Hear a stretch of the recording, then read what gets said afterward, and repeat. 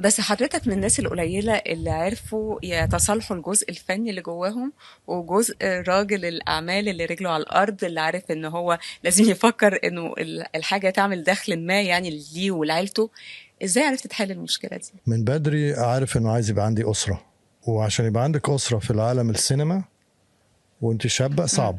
جدا أكيد. كان يمكن دلوقتي العمليه اتحسنت جدا، الاندستري بصراحه اتحسنت بطريقه انا ما كنتش احلم بيها، شايفهم اتحسنوا جدا.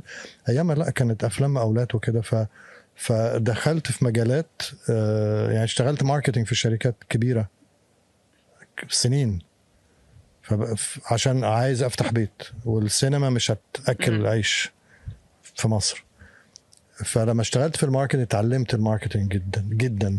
فلما جالي فرصة ان انا اشتغل في الاعلام تاني، آه، في الاول اخرج اعلانات، قعدت 8 سنين بخرج اعلانات، ومنها دخلت على التلفزيون تاني.